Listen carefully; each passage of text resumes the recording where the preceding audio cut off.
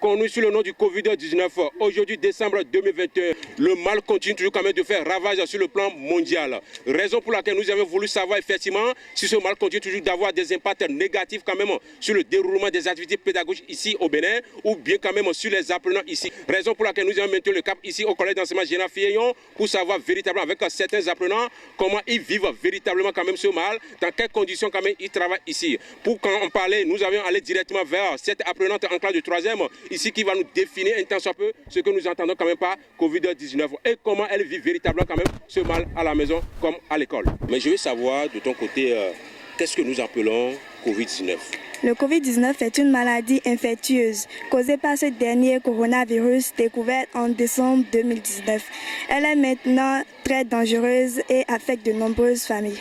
Ok, voilà, merci. C'est une définition globale, hein, mesdames et messieurs. Maintenant, je vais quand même la demander depuis 2 ans déjà, comment elle vivait quand même cette maladie ou bien ce mal qui ravageait un peu partout sur le territoire mondial, pas seulement au Bénin ici. Elle va me dire déjà à la maison comment ça se passe aussi. Et aussi dans leur centre éducatif ici, le CEG Filleyon, comment ça se passe également. Merci beaucoup. Oui, à la maison. À la maison, les émigrations et les immigrations diminuent. Plus de sorties. À part l'église et l'école, c'est fini, plus de sorties. À l'école, on respecte toujours les distanciations de 1 mètre sur les bancs. On met nos cache-nez. Certains professeurs nous exigent de mettre les cache-nez avant le commencement des cours. Juste après elle, nous allons nous diriger directement vers la terminale ici. Cet apprenant qui nous attend déjà, qui va nous définir ou bien retracer un tant soit peu la provenance de ce mal et comment lui aussi vit ce mal. On va savoir ça tout à l'heure. Merci. Comme je viens de le dire tantôt, mesdames et messieurs, je suis actuellement en classe de terminale D ici avec cet apprenant que vous voyez déjà en face de vous, qui a été identifié ici en parmi bon nombre ici, qui va nous dire véritablement la provenance quand même de ce mal qui a été révélé au monde entier il y a de cela 2 ans. On continue toujours d'en parler. Merci beaucoup d'être toujours présent avec nous ici dans ce rôle de savoir qui a été choisi quand même ce jeudi matin, collège d'enseignement général de Filleyon. Filleyon, vous savez que c'est dans le département du littoral. Voilà, nous avons véritablement quand même décidé d'être là pour en parler avec cet enfant talentueux en classe de terminale D. Bonjour. Bonjour, monsieur. Ce mal a été révélé en Chine. En Chine. Oui. Ok. Voilà, je voulais savoir de ton côté, comment tu vis ce mal depuis que ça a été quand même connu sur le plan mondial. Et aussi certains pays africains qui ont commencé par aussi vivre ce mal. Je veux savoir comment tu vis à la maison, comment tu vis aussi à l'école dans ce rôle du savoir, collège d'enseignement général Filleyon. Merci.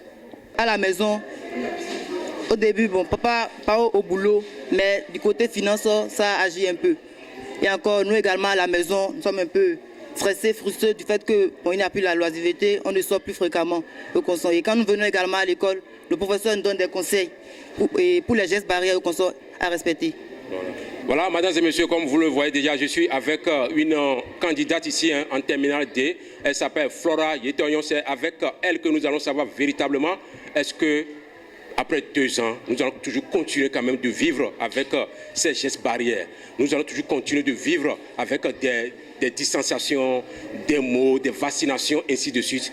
Elle va quand même nous dire ce qu'il faut pour que véritablement nous puissions quand même mettre fin à ce mal, à ce virus qui continue toujours quand même de faire ravage sur le plan mondial, pas seulement en Afrique. Merci. Flora? Pour moi, les États sur le plan mondial, les États doivent se concerter pour pouvoir trouver un mécanisme qui peut mettre fin totalement à cette maladie parce que ça fait déjà 2 ans qu'on vit ce mal. Donc il faudrait totalement l'éviter.